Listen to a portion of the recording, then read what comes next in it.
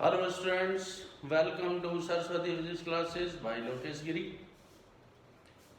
आज इस वीडियो में हम डिस्कस करेंगे एप्लीकेशंस ऑफ गॉस थ्योरम। मैं अपनी पिछली वीडियो में गॉस थ्योरम क्या होती है, किस लिए हम गॉस थ्योरम यूज करते हैं, और उसकी दो एप्लीकेशन हम डिस्कस कर चुके थे। उनमें से पहली थी electric field intensity due to thin linear charge conductor, और दूसरी थी electric field intensity due to infinite thin charge sheet. तो इलेक्ट्रिक फील्ड इंटेंसिटी यदि मैं कैलकुलेट करना चाहता हूं, अब यहां पर यूं तो मैं किसी भी तरह की बॉडी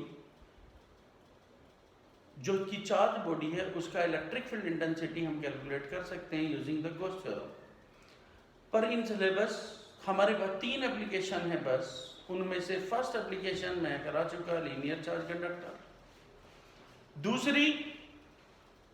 दूसरी जो एप्लीकेशन थी वो थी हमारे पास इनफाइनाइट चार्ज शीट। और third application is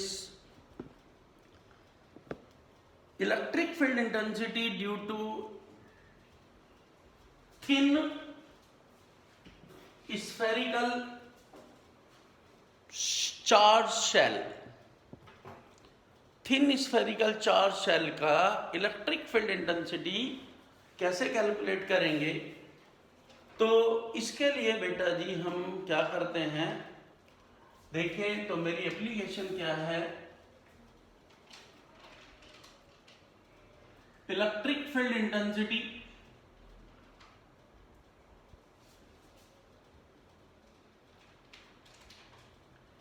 due to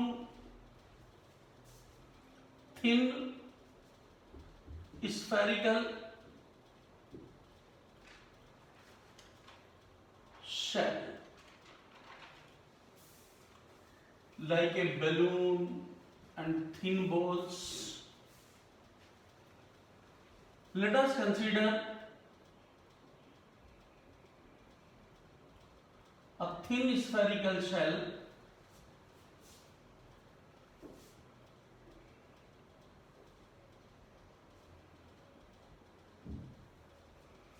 of radius r, surface charge density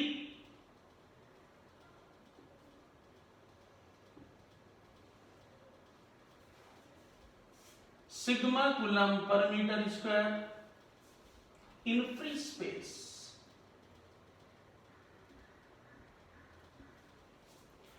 एक थिन स्फेरिकल शेल कंसीडर की, और उस थिन स्फेरिकल शेल में का जो रेडियस है वो बेटा आर और surface charge density sigma. This is thin spherical shell.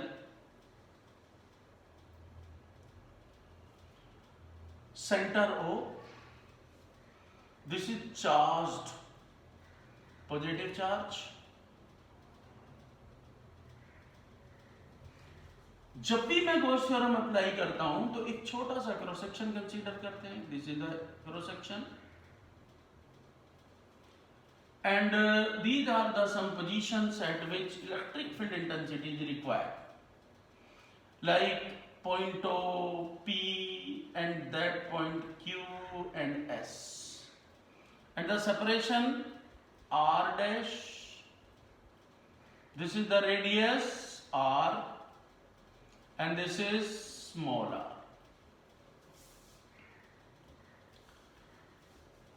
Let ds vector बनाएंगे तो normal unit vector of ds be a small cross section.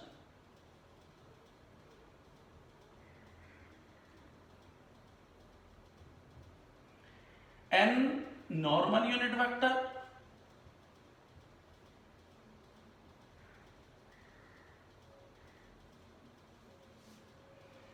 ds हो गया cross section, these are the positions, and sigma surface charge density,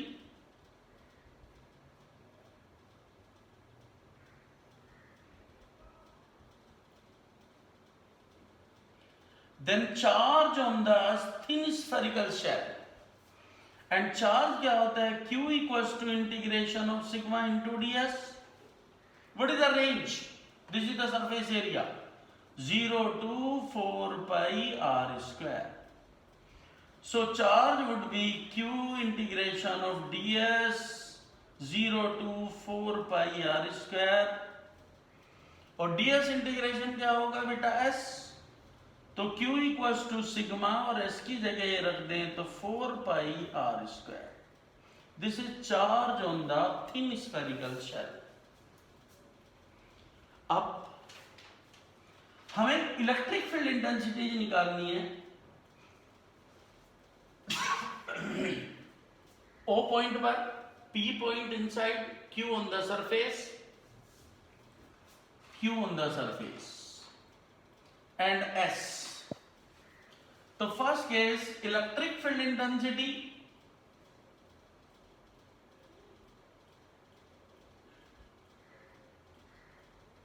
at point O.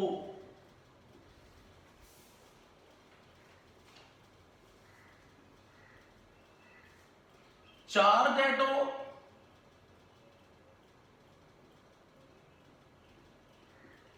Q dash would be 0. Center is a dot having no dimension. न length होती है, न breath होती है, न height होती है. तो न सरफेस एरिया होगा, न वॉल्यूम, न लेंथ. तो चार्ज क्या होगा? 0. By Gauss theorem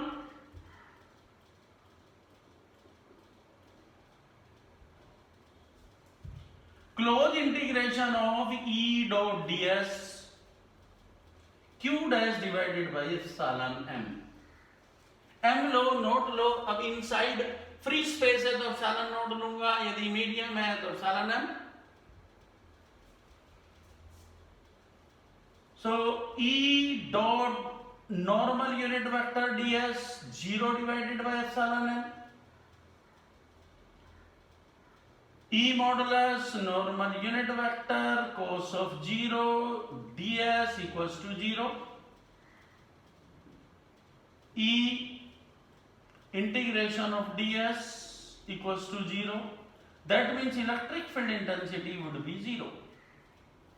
So at that point O, which is the center of the spherical shell, electric field intensity is 0.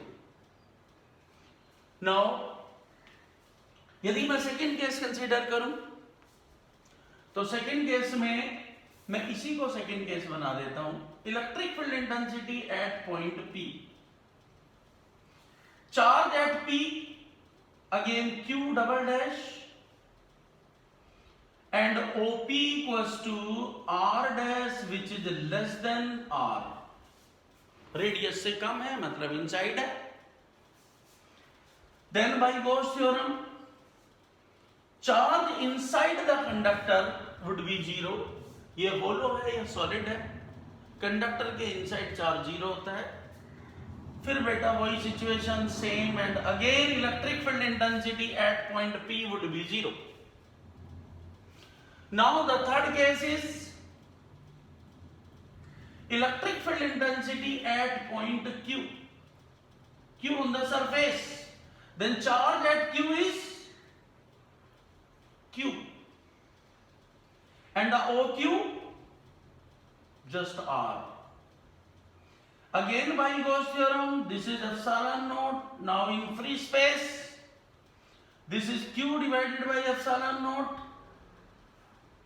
Again Q divided by epsilon naught. This is Q divided by epsilon naught.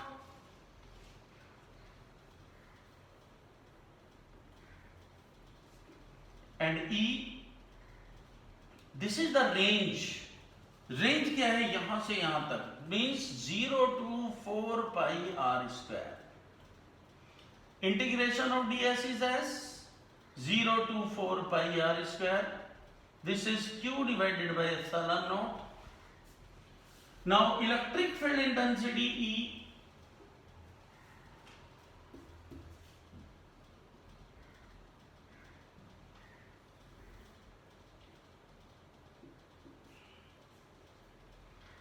Q divided by 4 pi epsilon naught R square. This is electric field intensity in Newton per coulomb. From equation 1,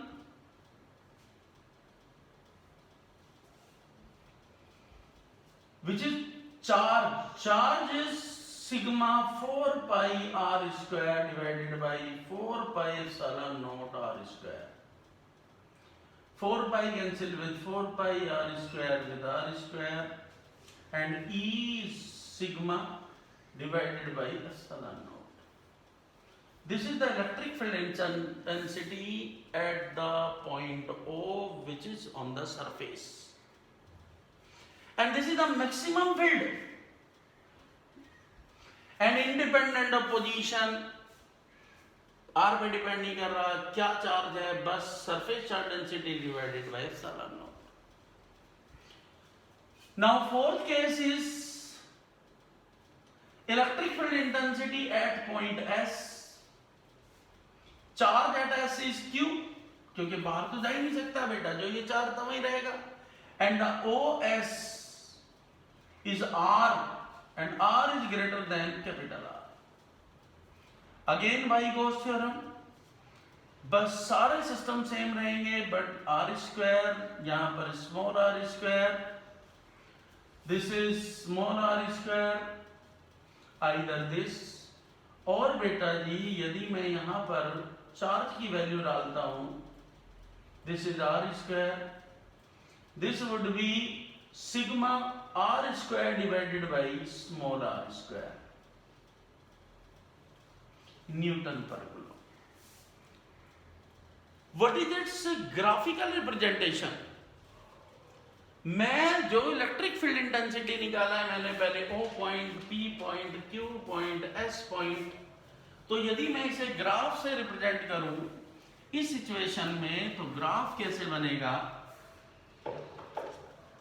this is electric field, this is the position, electric field intensity at point 0, electric field 0, r dash पर electric field 0, but r dash equals to r. यहां पर electric field intensity क्या था? maximum, E max, and which is sigma divided by epsilon naught, and inversely proportional to R square. तो E inversely proportional to R square. This is the variation. इस point पर maximum होगा, ये R greater than R है, यहां पर electric field intensity क्या होगी? 0. तो ये 3 एप्लीकेशन थी गॉस थ्योरम की. अब बेटा इस पर जो न्यूमेरिकल होंगे क्या होंगे? सिग्मा दिया होगा, R दिया होगा, जो पोजीशंस हैं. इसमें जो थिन शीट जो थी उसमें मैंने सिंगल थिन शीट की बात की. यदि मेरे पास 2 या 2 से ज्यादा शीट्स अवेलेबल हो तो मैं इलेक्ट्रिक फील्ड इंटेंसिटी कैसे कैलकुलेट करता हूं, तो उसके लिए मैं आपके सामने कुछ नोट रखता हूं, और उन नोट्स में 9 प्रॉब्लम्स होंगी. आप एनसीईआरटी की उन प्रॉब्लम्स को देखेंगे और इस तरह के जो क्वेश्चंस होंगे वो आप इस नोट से सॉल्व कर सकते हैं. और मेरा नोट क्या है?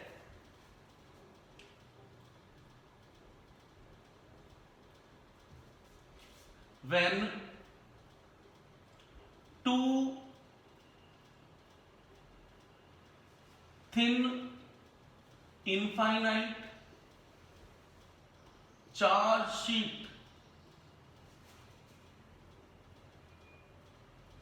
of densities sigma 1 and sigma 2 coulomb per meter square are separated by small distance.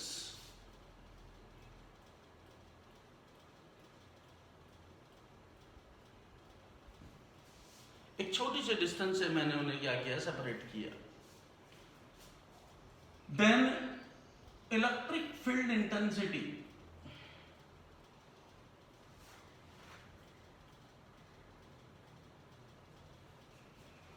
first left to first plate या first sheet, second between two sheets, and third right to the second sheet under following condition.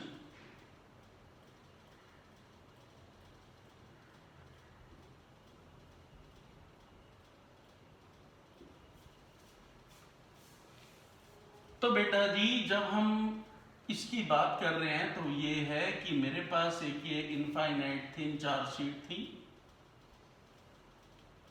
And surface charge density sigma 1, another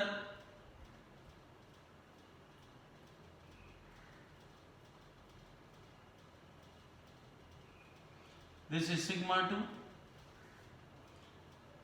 यदि ये दोनों positive हैं, suppose positive थे, तो बेटा जब हमने इसकी डेरिवेशन की थी, जब हमने इसका इलेक्ट्रिक फील्ड निकाला था, थिन शीट है तो इसके दोनों साइड इलेक्ट्रिक फील्ड इंटेंसिटी होगी. इसके इलेक्ट्रिक फील्ड इंटेंसिटी E1 इधर भी होगी, इसकी इलेक्ट्रिक फील्ड इंटेंसिटी E1 इधर होगी, इसकी इलेक्ट्रिक फील्ड इंटेंसिटी E2 इधर, E2 इधर भी होगी. क्योंकि क्लोज है तो E1 फील्ड लाइंस ऐसे भी निकलेंगी, ये क्लोज है तो ये फील्ड लाइन ऐसे भी निकलेंगी. This is E1 and E2. Means in the first region, this is the first region, this is the second region. First region is the left to the first sheet between the two sheets, and the third region is right to the second sheet. कुछ conditions, जब हम following conditions की बात कर रहे हैं तो मैंने पहली कंडीशन ली A, when sigma 1 is not equals to sigma 2. और बेटा जी आपने कोऑर्डिनेट एक्सिस पढ़ा होगा, जब हम वेक्टर को कंसीडर करते हैं तो उसमें जो लेफ्ट साइड है या ओरिजिन से जब हम राइट साइड चलते हैं तो पॉजिटिव कंसीडर करते हैं, लेफ्ट साइड चलते हैं तो नेगेटिव. तो ये दोनों नेगेटिव होंगे, ये पॉजिटिव, ये नेगेटिव, ये पॉजिटिव, ये पॉजिटिव. तो उस सिचुएशन में यदि मैं E फर्स्ट निकालता हूं, फर्स्ट, तो E first would be minus E1 minus E2. What is E? E is the minus sigma 1 upon 2 epsilon naught minus sigma 2 upon 2 epsilon naught. क्या कॉमन ले सकते हैं? E first is minus 1 upon 2 epsilon naught sigma 1 plus sigma 2. This is the electric field intensity left to the first plate. Second case, E second, E1 is positive, E2 negative. तो E second क्या होगा? Sigma 1 upon 2 epsilon not minus sigma 2 upon 2 epsilon not. क्या common होगा? 1 upon 2 epsilon not sigma 1 minus sigma 2. This is the second case. And in case of third, which is the right side to the second plate, both are positive. That means E1 plus E2, positive and positive. So E third region is sigma 1 upon 2 epsilon naught plus sigma 2 upon 2 epsilon naught. क्या common होगा? 1 upon 2 epsilon naught and sigma 1 plus sigma 2. These are the electric field intensity, but first case is when sigma 1 is not equals to sigma 2. Second case, when sigma 1 equals to sigma 2 and equals to just sigma. So what would be the change? This is sigma, this is sigma, sigma, sigma. Then value would be E minus sigma divided by epsilon naught Newton per coulomb. In case of second, both are same. This cancel with this. E second would be 0. In case of third, sigma 1, sigma 2 both are equal. So E in third region same as magnitude in first but positive. Sigma divided by epsilon naught Newton per coulomb. Now in case third, in which sigma 1 equals to sigma, sigma 2 equals to minus sigma. So this will be positive, then negative, then electric field intensity would be 0 in the left side of the first plate. But in this case, this is positive, sigma plus sigma, that is sigma divided by epsilon naught Newton per coulomb. And in case of third, this would be negative, this is negative, this cancel out and it would be 0. तो तीन case, तीन field, पहले case में यहां field निकालो, यहां field निकालो, यहां फील्ड निकालो, तो इस तरह का कोई भी क्वेश्चन आता है। पोजीशन कोई मतलब ही नहीं होता। मैं यहाँ एक ओरिजिन रखूं, ओरिजिन से लेफ्ट साइड जाता हूं, ओरिजिन से राइट साइड जाता हूं, तो राइट साइड जब भी मैं पहुंचूंगा तो वो मेरा थर्ड रीजन होगा, लेफ्ट साइड पहुंचूंगा तो वो मेरा फर्स्ट रीजन होगा, इन बिटवीन दिस।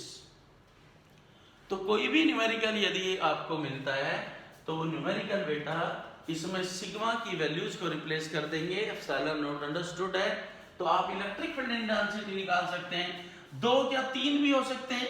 मैं एक और फील्ड यहां ले लूं तो अब 3 फील्ड्स होंगे, यहां पर 3 होंगे, E1 E2 E3, यहां पर E1 E2 E3, यहां पर भी E1 E2 E3, यहां भी E1 E2 E3, बट उनकी डायरेक्शंस अलग होंगी। जो सेम डायरेक्शन में प्लस होंगी, लेफ्ट साइड में जो जाएंगी वो नेगेटिव लेंगे, राइट साइड में जो होंगी वो पॉजिटिव लेंगे। तो इस तरह की यदि प्रॉब्लम्स मिलती हैं तो बेटा इस तरह से आप सॉल्व करेंगे। तो ये गॉस थ्योरम और उसकी एप्लीकेशन थी। फिर भी गॉस थ्योरम से कंसर्न कुछ और कंसेप्ट आते हैं, जैसे क्यूब से रिलेटेड। तो मैं दूसरे नोट की बात करता हूं, और उस क्यूब में क्या क्या सिचुएशन होती हैं। सपोज एक क्यूब है मेरे पास और एक इलेक्ट्रिक चार्ज को मैं सेंटर पे रख दूं। जब आप सेंटर पे रखते हैं तो total flux through the cube, flux through one surface, flux through one corner, flux through one edge. This is the note second. When a charge q is placed at the center, center means the intersection point of the diagonal, at the center of a cube, then calculate electric flux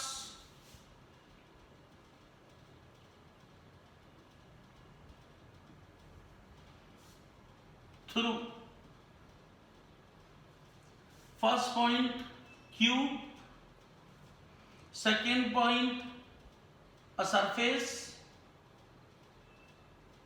third point a corner, fourth point an edge.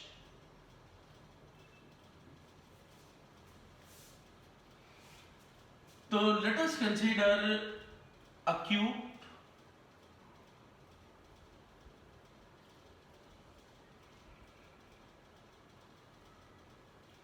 this is a cube, and an electric charge Q is placed at the point of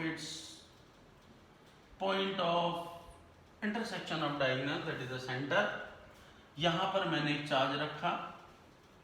अब यदि मैं इन questions के answers की बात करूं तो क्या होगा जब यहां रखेंगे पूरी सरफेस से. This is the question surface. So electric flux in case of first would be Q divided by epsilon naught. In case of second, कितनी surfaces हैं? 6. 1, 2, 3, 4, 5 and 6. तो through a one surface, that means 1/6 of the total flux, Q divided by 6 epsilon naught.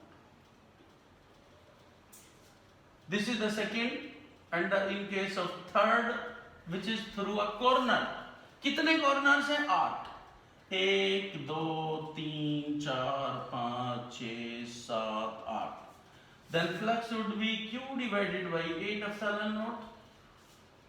And fourth case, Q जो भी flux through a edge. Edge कितनी है? 4, 4, 8, 4, 12. कितनी होगी? 12. Then flux क्या होगा? Q divided by 12 epsilon naught.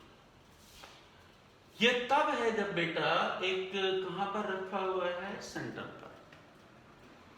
इसी में फिर एक क्वेश्चन आ जाता है, when a charge Q is placed at the center की जगह corner of a cube, then calculate electric flux through a surface. एक सरफेस से फ्लक्स कैलकुलेट करो. तो जब कॉर्नर पे रखा है तो एक कॉर्नर पर कितनी सरफेसेस कनेक्टेड होती हैं? 3. और कितने कॉर्नर्स हैं? 8. तो total flux is divided into Q divided by 24 epsilon naught. तो इस तरह के कुछ क्वेश्चंस आते हैं. कुछ क्वेश्चन ऐसे भी होते हैं कि मैं चार्जेस की पोजीशंस को बदलता रहता हूं. जैसे ये तो हो गया. अब मैं यदि कोई और कंसीडर करूं क्वेश्चन, जैसे 1 by 1 में एक एक सिचुएशन लेके चलता हूं. पहले मैंने चार्ज को रखा कहां? ए पॉइंट पर. तो टोटल फ्लक्स, तो in case of first is a point, phi A would be Q divided by epsilon naught. Now charge is replaced at B. जब B पर रखेंगे तो ये इसे 2 पार्ट में डिवाइड कर देगा. And flux would be Q divided by 2 epsilon naught.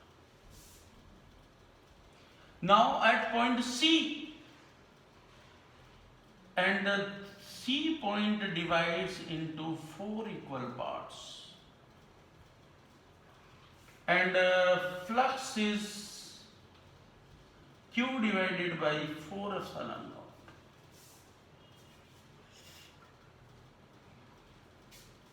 यहां पर रखूं D, again Q divided by 2 epsilon naught. केवल 2 पार्ट में डिवाइड करेगा. मिड पॉइंट ऑफ दिस, इसके बीच में तभी भी 2 पार्ट में. तो जिस तरह की पोजीशन आती रहेगी, देखेंगे कि क्यूब को कितने पार्ट्स में डिवाइड करता है, एंड वही उसका क्या होगा? Electric flux. तो बेटा जी फर्स्ट यूनिट जो थी उसमें इलेक्ट्रिक चार्ज एंड फील्ड में हमारे पास केवल 4-5 कंसेप्ट थे. उनमें पहले हमने पढ़ा इलेक्ट्रिक चार्ज. दूसरा बेटा जी चार्ज का मतलब what is charge, properties, distribution, and how to calculate the magnitude of charge. Second था बेटा force, electrostatic force 1/4 epsilon naught Q1 Q2 divided by R square in free space, in medium, in vector form and by the principle of superpositions. फिर हमने लिया electrostatic field, the field around the space around the charge in which any other charge experience electrostatic force. तो उस situation में हमने बेटा ji electric field निकाला due to the point charge, dipole and some other objects like linear charge conductor etcetera. तो इसी में जब मैं फील्ड की बात करता हूं तो बेटा फिर हमने फ्लक्स की बात की, व्हाट इज द फ्लक्स। अब यहाँ पर दो सिचुएशन और बनती है मेरे पास। कभी कभी विदाउट गॉस थ्योरम हम इलेक्ट्रिक फ्लक्स कैलकुलेट करने की कोशिश करते हैं। तो यदि गॉस थ्योरम है तो गॉस थ्योरम में तो हम क्या देखते हैं कि जो फ्लक्स है उसकी जो कैलकुलेशन हम करेंगे वो किस तरह से निकालेंगे। एक होता है जस्ट ऑर्डिनरी मेथड, बिना किसी गॉस थ्योरम के मैं इलेक्ट्रिक फील्ड इंटेंसिटी कैसे निकालता हूं। तो बेटा जी अब जो नेक्स्ट टॉपिक है आप नोट डाउन करते रहें और बात को समझेंगे, फिर ये चैप्टर बेटा कंप्लीट हो जाएगा। इसमें 4 थ्योरेटिकल क्वेश्चन बनते हैं किस पर, डाइपोल पर। 4 क्वेश्चन बनते हैं Gauss theorem and its application. 2 ये एडिशनल क्वेश्चन है और ये क्वेश्चन बेटा जी किस में आते हैं, हम जब देखते हैं एनसीईआरटी में आप ये 2 क्वेश्चंस को देखेंगे तो पहला क्या है बेटा, फर्स्ट क्वेश्चन या टॉपिक लिखूं मैं electric field intensity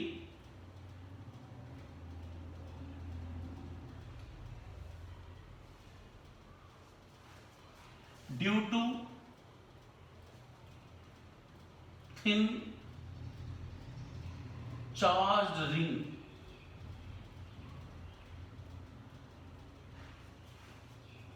at a point on its axis। Electric field intensity निकालनी है तो किसकी वजह से, एक रिंग की वजह से, और कहां पर, उसके एक्सिस पर। तो क्या करें बेटा हम, let us consider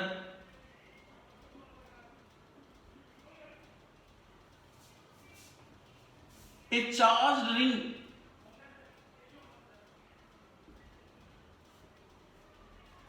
of radius a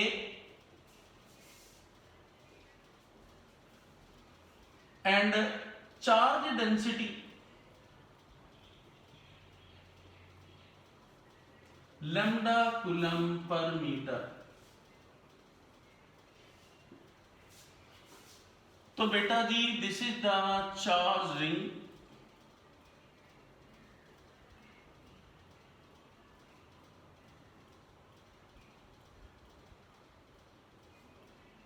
this is center,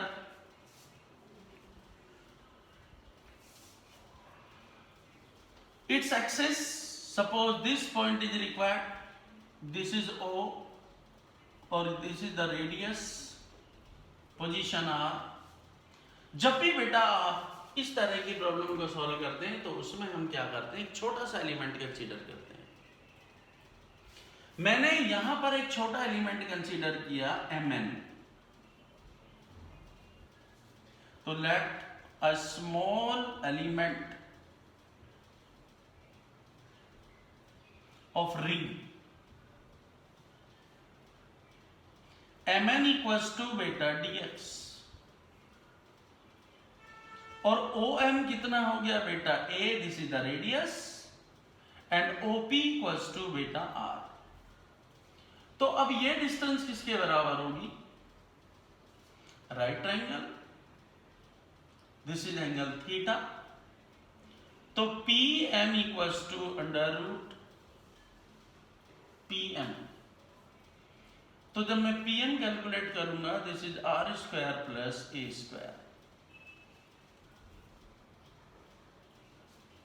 अब बेटा जी एक एलिमेंट इधर भी मैं कंसीडर कर सकता हूं, उसकी वजह से भी यहां मैं इलेक्ट्रिक फील्ड कैलकुलेट कर सकता हूं। तो मेरे पास ये दोनों पोजीशंस आ गई और ये है बेटा under root R square plus A square. अब इलेक्ट्रिक फील्ड निकालने का जो तरीका होता है वो क्या है कि जिस पॉइंट पर इलेक्ट्रिक फील्ड चाहिए वहां पर हम रखते हैं टच चार्ज। क्या रखते हैं, टच चार्ज। देख लीजिए, लिख लेना, तो ये टेस्ट चार्ज है बेटा। अब इसकी वजह से जो इलेक्ट्रिक फील्ड होगा, this is the charge, positive charge, this is positive, ये इसे क्या करेगा, रिपेल करेगा। This is the direction of electric field when element is Mn। यदि दूसरा एलिमेंट मैं इधर लेता हूं तो उसकी डायरेक्शन ऑफ इलेक्ट्रिक फील्ड ऐसे होगी, दिस इज द DE। तो आप कोई भी एलिमेंट कंसीडर करें, तो electric field intensity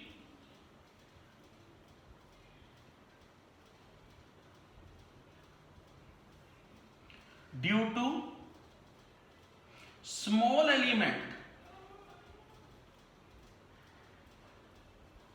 at point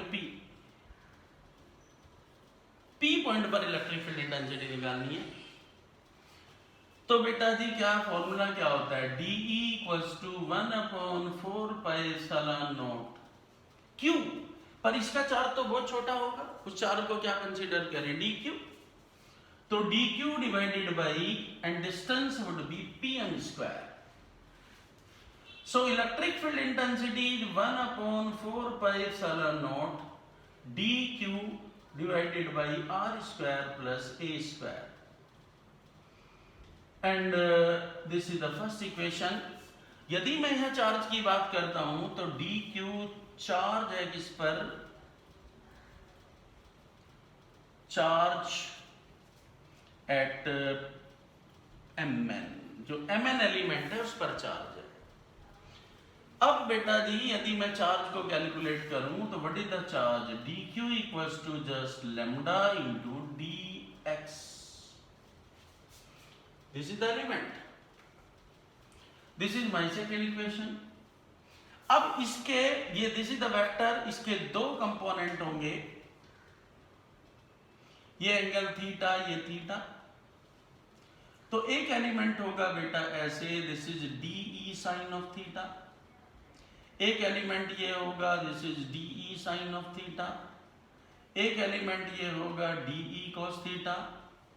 ये भी एलिमेंट होगा DE cos थीटा। तो अब यदि मैं नेट इलेक्ट्रिक फील्ड निकालूं इन Y, तो EY would be integration of DE sin theta and this would be 0, क्योंकि सारे कैंसिल आउट हो जाएंगे। रिंग है, इसके चारों तरफ जब ऐसे फील्ड लाइन निकलेगी एक दूसरे के अपोजिट होंगी और वो कैंसिल आउट हो जाएगी। एंड EX यदि हॉरिजॉन्टल डायरेक्शन में मैं फील्ड देखता हूं तो this would be integration of DE cos of theta,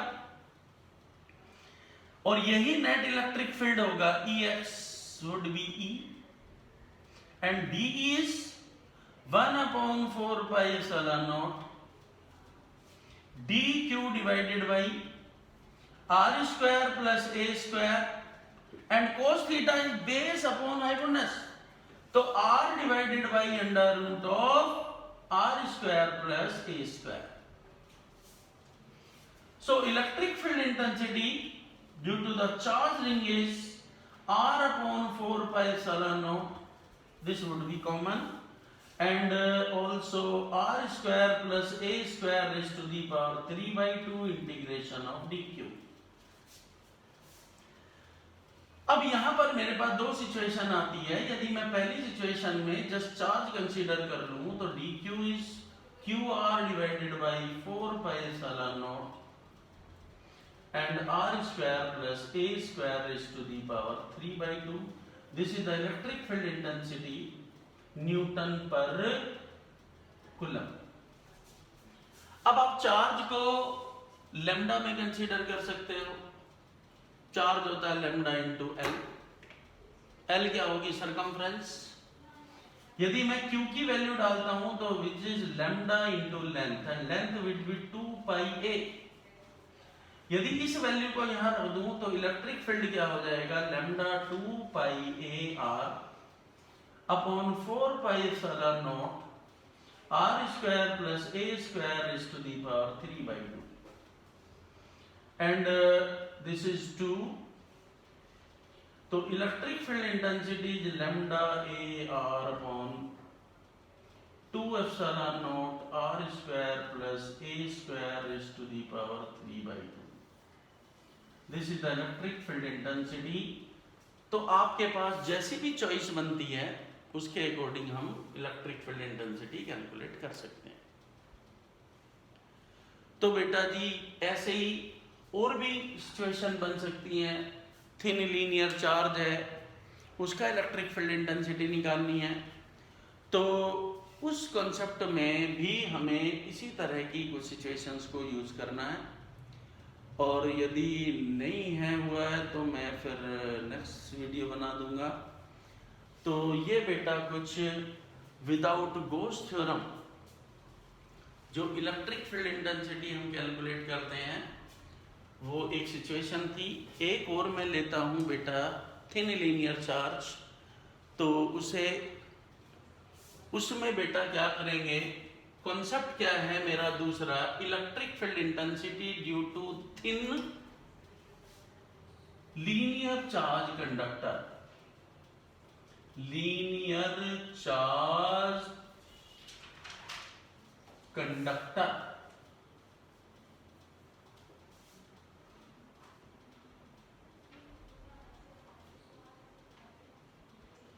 और ये बेटा हम बिना गोस थ्योरम के प्रूव करना चाहते हैं। तो उसके लिए यदि मुझे गोस थ्योरम को यूज ही नहीं करना है तो उसका फिर प्रोसीजर क्या होगा, तो हम इसी प्रोसीजर को फिर से रिपीट करेंगे। देखो हम क्या करें बेटा, पहले let us consider a thin linear charge conductor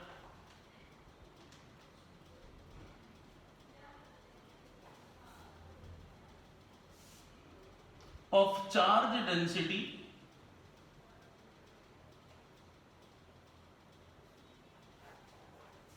lambda coulomb per meter and electric field intensity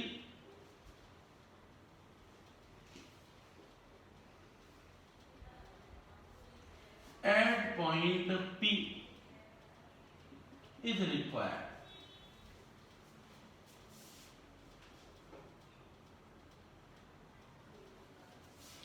अब उसमें बेटा जी हम क्या कर सकते हैं कि एक मेरे पास चार्ज रिंग है, रिंग थी पहले, अब क्या है एक स्ट्रेट कंडक्टर है, और इस स्ट्रेट कंडक्टर की वजह से मुझे इलेक्ट्रिक फील्ड इंटेंसिटी निकालनी है कहां पर, किसी P पॉइंट पर, जबकि मैं ये गोस थ्योरम से प्रूव कर चुका हूं। तो क्या करें बेटा, this is the straight conductor, positive है, इसका अपना चार्ज था Q,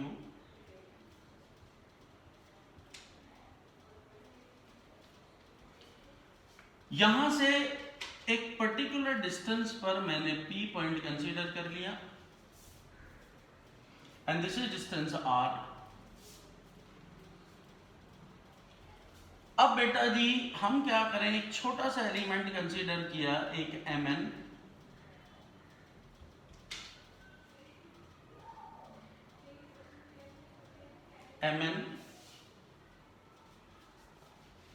अब बेटा ये एक एलिमेंट है, इस एलिमेंट की वजह से पहले मैं इस पॉइंट पर इलेक्ट्रिक फील्ड इंटेंसिटी कैलकुलेट करना चाहता हूं, और बेटा ये डिस्टेंस को कुछ भी मान लेता हूं, this is x।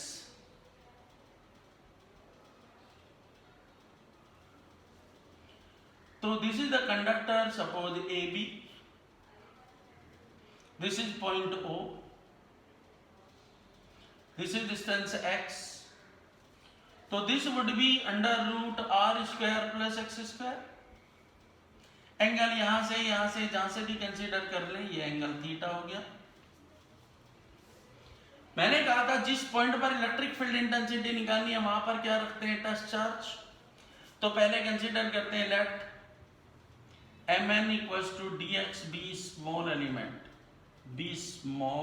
Element of thin rod या thin conductor।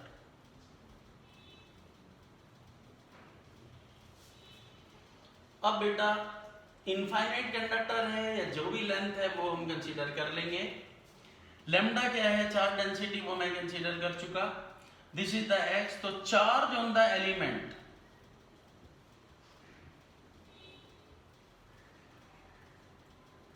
इस एलिमेंट पर कितना चार्ज होगा।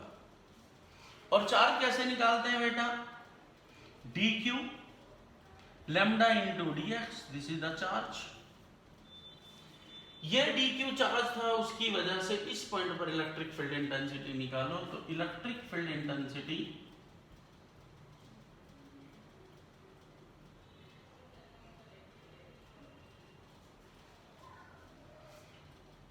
ड्यू टू mn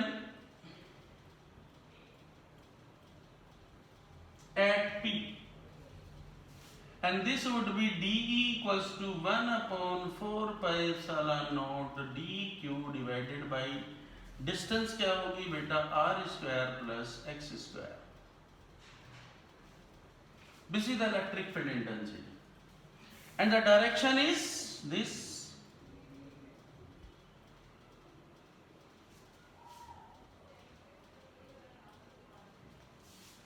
अब इसके बेटा दो कंपोनेंट होंगे, एक तो ये this is DE cos of theta, and एक क्या होगा बेटा, डीई sin थीटा। तो मैं और भी एलिमेंट लूंगा उसी तरह से, डीई sin थीटा तो कैंसिल आउट हो जाएगा, बट इसका जो नेट इलेक्ट्रिक फील्ड होगा वो होगा जस्ट डीई cos थीटा। तो बेटा जी क्या करें, total electric field intensity E equals to integration of dE cos of theta। तो E dE की वैल्यू बेटा 1 upon 4 pi epsilon naught and the dQ divided by r square plus x square, and the cos theta would be, cos theta is the base upon hypotenuse, base क्या होगा बेटा r, and cos theta under root r square plus x square।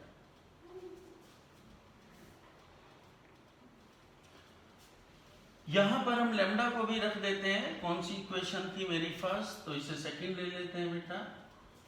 From equation first, तो electric field intensity क्या होगा, एक तो 1 upon 4 pi epsilon naught को बाहर रखते हैं, integration lambda into D X, R को भी अंदर ही रखेंगे, R divided by R square plus X square raise to the power 3/2। अब बेटा वेरिएबल है मेरा x, x का मतलब ये रेंज, और ये कहां तक जाएगी, इंफिनिटी तक। तो मैं इसे मान लेता हूं कहां, या तो माइनस इंफिनिटी से 0 से l तक, या माइनस l तक, तो वो मैंने ले लिया 0 टू इंफिनिटी। x जो लेंथ है, यदि फिक्स लेंथ है तो मैं फिक्स वैल्यू ले लूंगा। अब क्वेश्चन आता है कि हाउ टू कैलकुलेट, लैम्डा तो मैं बाहर रख लेता हूं, तो lambda divided by 4 pi epsilon naught and the integration 0 to infinity, and this would be r dx upon r square plus x square raised to the power 3/2। इसे solve करना बेटा, इसमें इंटीग्रेशन यूज होता है, इसलिए थोड़ा सा सिलेबस में नहीं रखते, और इंटीग्रेशन को कैसे सॉल्व करते हैं उसका एक तरीका होता है बेटा। क्या करूं मैं, this is my third equation, क्या करें, let x equals to r tan theta. आपने यदि ट्रिग्नोमेट्री पढ़ी है, इनवर्स ट्रिग्नोमेट्री, तो उसमें क्या होता है, कुछ टर्म्स होती हैं, जैसे मेरे पास x a square minus x square है, तो x को रिप्लेस करते हैं a sin थीटा या a cos थीटा से। यदि a माइनस x है तो x को रिप्लेस करते हैं a cos 2 थीटा से। यदि a square plus X square है तो x को रिप्लेस करते हैं a tan थीटा या फिर a cot थीटा से। तो जब मैंने tan थीटा रखा तो यहाँ से dx निकालते हैं, डेरिवेटिव करके dx by D theta equals to r, tan का डेरिवेटिव होता है sec स्क्वायर थीटा, तो dx would be just r sec square theta into d theta।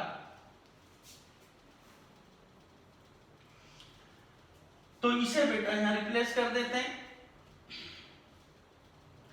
तो जब मैं इलेक्ट्रिक फील्ड इंटेंसिटी निकालता हूं lambda divided by 4 pi epsilon not, तो एक तो लिमिट चेंज करेंगे। जब मैंने 0 रखी तो 0, तो tan 0 किसके बराबर होता है?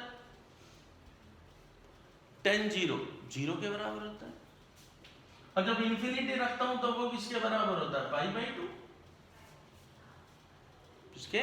Pi by 2।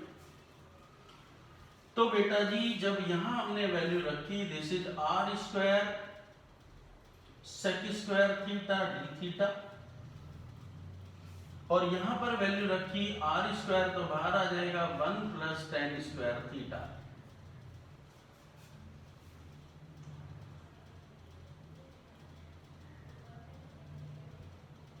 One plus tan square theta, और 1 प्लस tan स्क्वायर थीटा किसके बराबर होता है? 1 प्लस tan स्क्वायर थीटा किसके बराबर होगा? r स्क्वायर से तो r स्क्वायर कैंसिल हो गया। तो बेटा जी ये किसके बराबर होगा? Lambda divided by 4 pi